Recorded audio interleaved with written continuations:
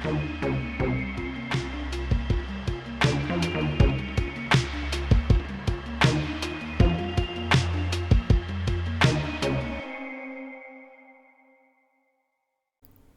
is not dead which can eternal lie, and with strange eons even death may die. Welcome to another episode of the newly dubbed Beyond the Veil series here on the Great Old Ones Gaming Podcast. In this series, we sit down and chat with writers, game designers, and other prominent members of the Cthulhu Mythos gaming circle. With you, as always, is me, Nate, lost in time and space, and I'm joined with my fellow co-hosts. I'm Man from Lang, host of the Whisper in Darkness YouTube channel. And I'm Innkeeper Vase Odin, host of the Twisted Tentacle Inn. Our special guest for this episode is Irish game designer and novelist Gareth Ryder Hanrahan. Gareth has worked on countless RPGs, from titles such as Paranoia, RuneQuest, the 2008 Mongoose Traveler, Black Knight's Agents, Trail of Cthulhu, The Fall of Delta Green, and I'm probably forgetting some other ones too. Gareth, welcome to the show. Hello. How you doing? Not too bad. Appreciate you coming on to the show so late at night. Well, it's only like 7:30, but there are multiple children running around the house, so I maybe, hopefully it won't be called away to investigate any screaming or explosions, but it can't be ruled out. Well, since we have you on the show here, Gareth, we wanted to ask you some questions about your work related to the Cthulhu Mythos games. You recently had the Cthulhu Cthulhu City Special Edition recently released, and that has a very bleak, noir feel of it mixed with a healthy dose of H.P. Lovecraft. In your words, Gareth, can you drop us into Cthulhu City? Cthulhu City is an alternate, or quasi-alternate, or sort of parasitical setting for the Trail of Cthulhu role-playing game. It's basically this vast metropolis located in the northeastern United States, the city of Great Arkham, with districts like Dunwich and Innsmouth and Salamander Fields. It's basically a mashup of all Lovecraft cities, from Arkham and Kingsport all the way to Leng and Rulia. You can use it basically as an alternate setting for the game, or as this bizarre dream sequence, or your characters are abducted into the city, or it's a sort of parallel universe. And it's this sort of weird urban fantasy take on the mythos. And this product was originally released in 2016, am I correct, Gareth? I will take your word for it. It is in the past. Yes. It's been for a year or two, certainly. Yeah, and you're just now coming out with the special edition. What was the what's the word I'm looking for? What was the reasoning behind doing the special edition now? I honestly suspect that there was there was a opening to do a special edition that the printer said, we have nice covers. Do you want to do something with them? And Pelgrane said, yes, we will. I don't think there's any sort of grand plan or mystical congruency or symbology behind it. Just a sort of a nice thing to do every so often. I mean, the cover is gorgeous. That gold embossing on it, it's so cool. I haven't seen anyone it that hasn't yet. checked that out. Yeah, there will be an image of it on the site. Yeah. Yeah, we've done some lovely special edition stuff in the past, so I'm looking forward to this. It's the first, other than Dracula, it's the first one of my books that's gotten a special edition. Unless there was a special edition of Stone Thief, but I don't know.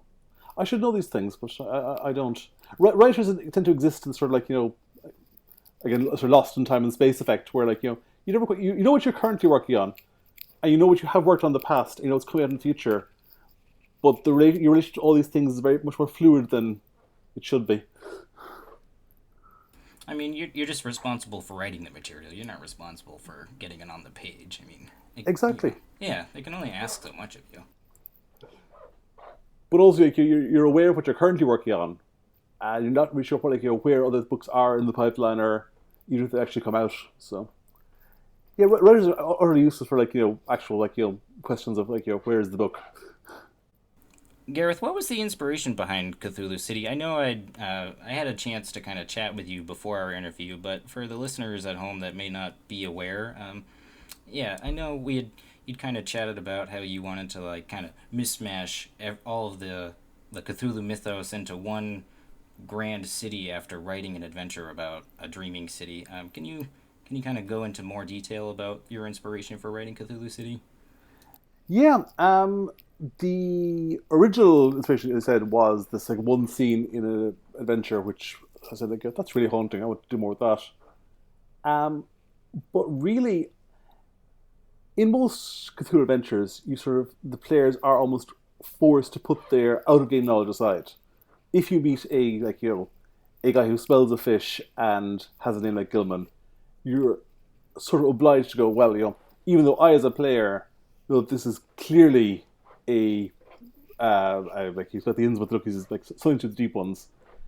Unless your characters are really kind of the deep ones, you're sort of like you have to play your characters being ignorant of these sort of like mythos stigmata.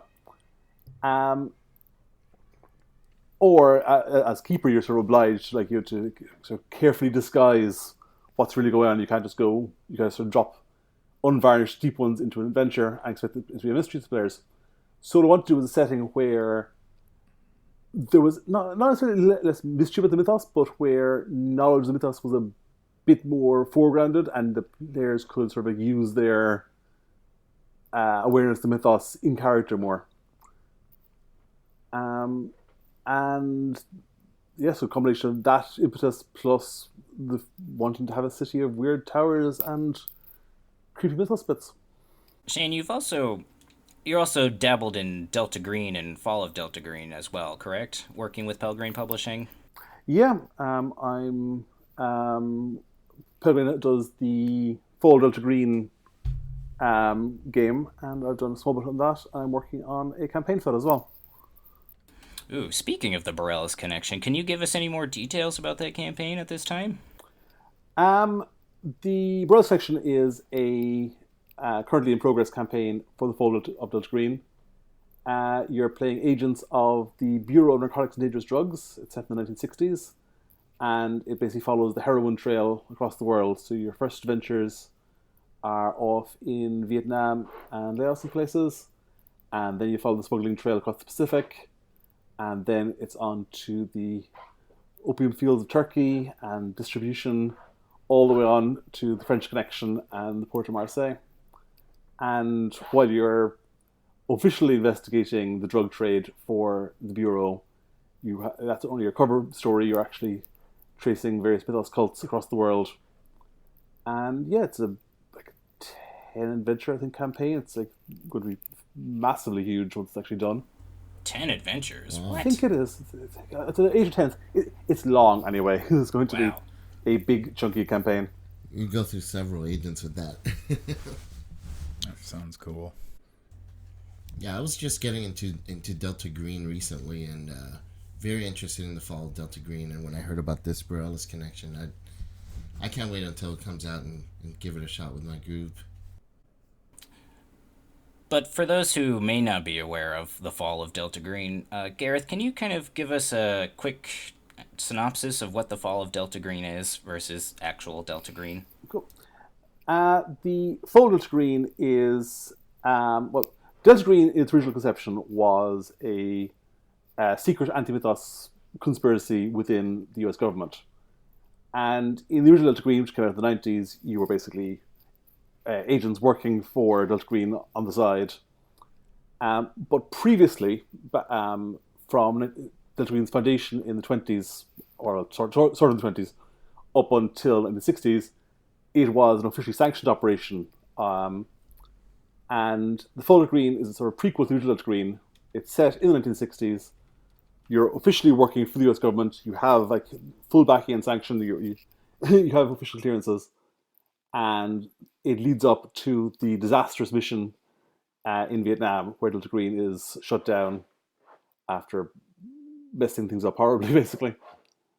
So yeah, it is a gumshoe-based gumshoe-based game of spies versus Cthulhu mythos in the 1960s. So how did you get involved in writing for the mythos? Many years ago, I was involved in writing scenarios for games conventions, for the local games convention, WarpCon. And I started doing Cthulhu for that. So I've run some variant of Call, Trail, Laundry, whatever came to hand at that con for 20 years now, every year. And basically, writing scenarios led into freelancing, and freelancing led into mythosy stuff. I did small bits for early Trail of Cthulhu stuff, and then I was running the Laundry files for Cubicle 7 for a few years, and now I'm doing full stuff. So were you familiar with the mythos before you started doing this, or was it something that came after? My first encounter with mythos was actually at that convention back in like 1994. I'd started doing playing D&D and MERP as a kid. Had no idea what the mythos was. Had never heard of it, and sat down and played a game called Cthulhu. And I remember we were all playing priests in the scenario. I don't know why we were playing 6 priests, but we investigated the mythos. We all died horribly, if I remember correctly, but I thought this is the best game ever. Got a copy of the, I think, 5th edition rulebook at that point, and ran Cthulhu for several years from group at home and ran cons. And then started reading the Lovecraft stories. So I came to Lovecraft and the mythos through the game as opposed to discovering the fiction first. I had a kind of a similar coming into the mythos too, where I started playing mythos-inspired games and then read the fiction behind it afterward. I think that's really interesting. What are some of your favorite mythos stories, Gareth? I'm very, very fond of Dreams of the Witch House, purely because it's the horror in that is the sequence where he's wandering around. He feels drawn towards a particular star. I just love that those 2 paragraphs, because it's such a description of an alien experience. And so out of place, nothing happens to poor Gilman, isn't it? In that there's no monster leaping at him. He just feels a tugging towards a point in space. I felt that was really sort of haunting and eldritch. I've spent the last year deep in the guts of the case of Charles Dexter Ward for the Burroughs Connection, because there's some necromantic stuff in there. And I'm very fond of that one as well, mainly for the sheer depth of research and the complexity of that one. And I'm also held that the Call of Cthulhu, the story itself, is one of the best examples of an investigation and putting clues together. In Lovecraft's works, and there's a obvious reason it's the model for the game. What do you think makes a good mythos RPG in your opinion?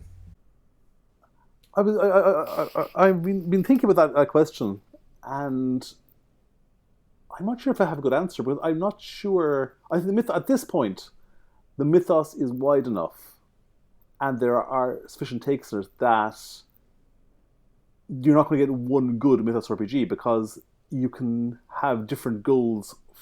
The mythos at this point is sort of broad enough and has been used in so many different ways that it's really more a question of the game's execution of its goals as opposed to trying to incorporate the whole mythos.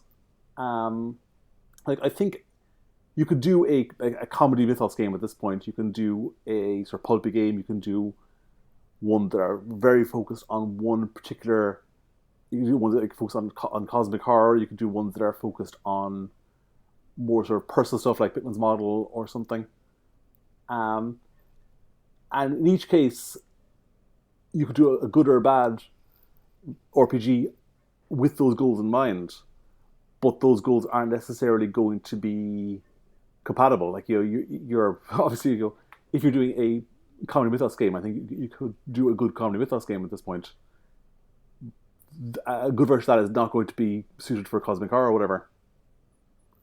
So my sort of non-answer is it depends on the RPG. That's a fair answer. What's your favorite aspect of a Mythos game? What part of it do you really enjoy and makes you think, wow, this is a Mythos game? Uh, my particular sort of fetish is investigation and sort of the piece together of disparate knowledge for that moment of revelation. Like I absolutely love handouts and like backstory and deduction. Like many years ago, I ran this a one shot, which was basically you're called in to read a will.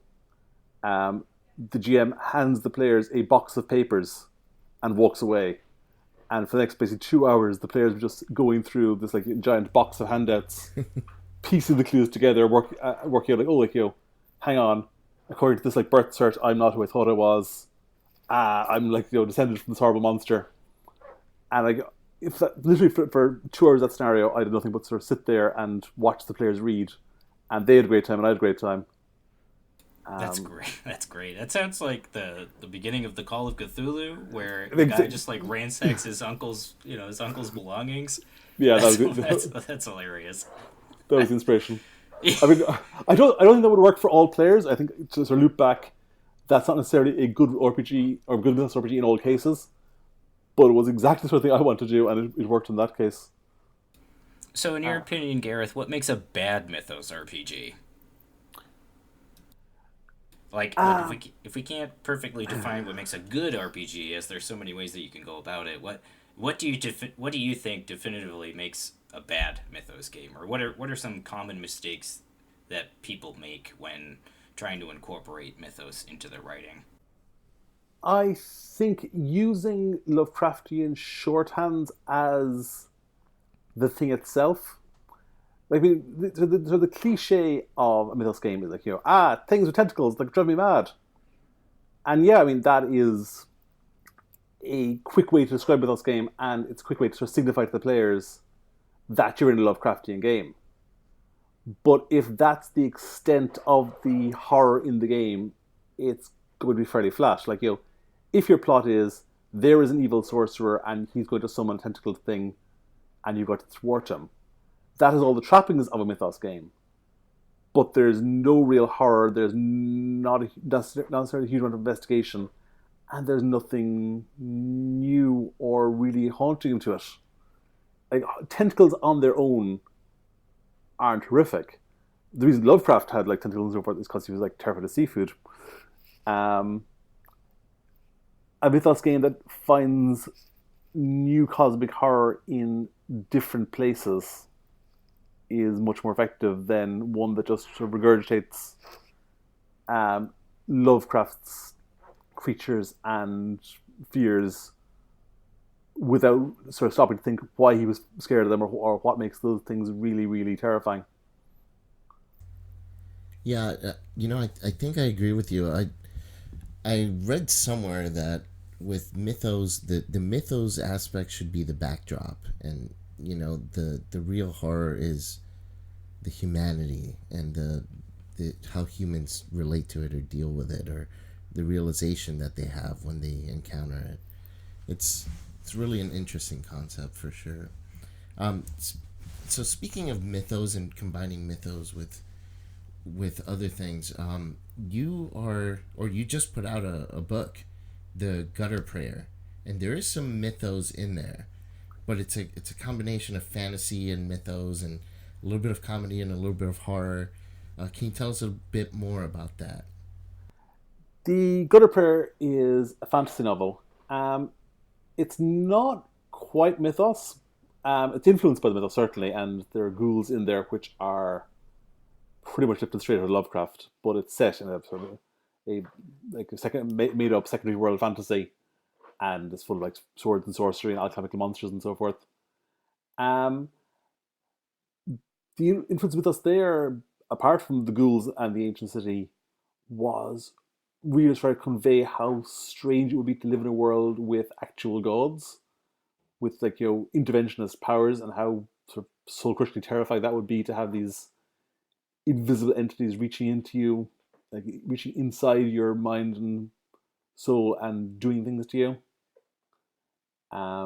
So yeah, that's where the Lovecraftian influence on that came. Yeah, it's a very urban, from my understanding. It's pretty much set in a city, kind of like Cthulhu City. Like it all takes place within the city. Um, is there a specific fascination with urban adventure for you, or is there something more that you were interested in developing or discovering with that? I think the two sort of real common factors there are number one, I realize this how constrained the urban environment is. Like if your monsters are distant and far away, and you've got to travel for ages to get to them, then the journey almost becomes the story.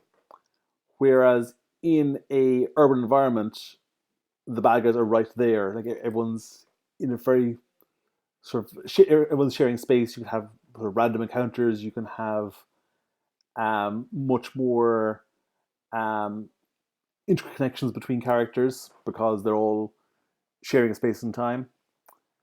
And the other thing, I've always had this fascination with underground spaces in cities and like abandoned architecture and abandoned like, factories and so forth. I've never done any urban exploration, but I like, avidly look at photos and videos, that sort of stuff. And in both Cthulhu City and the Gutter Prayer, a lot of the action takes place under the city in these like abandoned spooky tunnels and sewers and subways. I just find those spaces sort of haunting. The idea of like that there's places under your feet unseen that could be filled with the rot and decay of past centuries. Yeah, and I definitely felt the ghoul aspect was influenced by Lovecraftian stuff and the mythos. One of the characters is a ghoul. Can you for those who are not familiar with the Gutter Prayer, and sorry to jump in with this real quick, but Gutter Prayer, it's like receiving praise everywhere. It's one of the best fantasy books released this year. So props to you for coming out with something very unique and very awesome. Can you explain to the audience that hasn't heard of the book what the Gutter Prayer, just kind of the basic synopsis of the story? Yeah, sure. It's a fantasy novel set in the city called Guerdon. The protagonists are these three thieves. Um, one of which, as I said, is a ghoul, and there's like lots of happy chapters describing the eating of corpse flesh and so forth.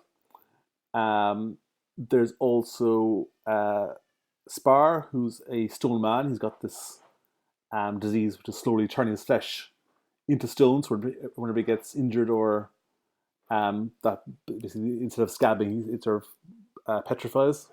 It's kept at bay with this alchemical curative that he has injected to himself regularly. And then the main character is Caroline, who's this thief.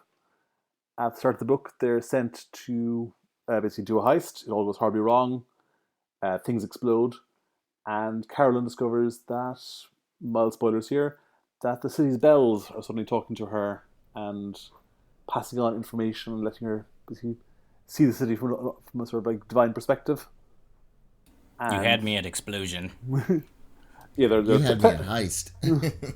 there are plenty of explosions, plenty of heists, but also terrifying alien gods and alchemical wars and the Talaman, which are the sort of the city's sort of secret police force, who are basically humans who have been converted through this alchemical process into effectively living candles, and they're the sort of the spooky cops who are chasing the thieves, and they're basically like human-sized candles with wicks burning inside their heads, and yeah, they're kind of horrible to be honest. So, do you think there's any danger of the mythos being, I guess, overdone? Because I know I recently started playing the Sinking City, which is a video game, sort of Lovecraftian video game, and I think one of the complaints I saw about it in the reviews was that it's yet another attempt to use the mythos, perhaps not in the best way. Is that a concern for you as a writer who works in that setting? Yeah, it's weird. I mean, I think it's possible to get a bit lazy, and like, God knows, I myself have sort of fallen into the trap of just sort of going like, tentacles, old books, there, that's enough. And you also, when doing a licensed game or writing in someone else's world, you do need to sort of hit the tropes and make it feel like a continuation of past work. So you can't create something wholly original and say it's part of the mythos. It has to be like sort of a link back. So I think you have to find a balance between building on Lovecraft's tropes and settings and also finding new horrors was just reusing his ones. And all the time that basically involves taking what disturbs and terrifies you and filtering it through a sort of Lovecraftian lens, or inverting Lovecraft stuff and then mixing your own horrors into it. Mm-hmm. Yeah. One of the things I noticed about this game was that it's just drenched in tentacles. There's so many tentacles everywhere, to the point where it's sort of like, yeah, like you've splashed a lot of tentacles around, but there's the actual horror part is somewhat muted. Yeah, I mean, if tentacles scare you, that's fine.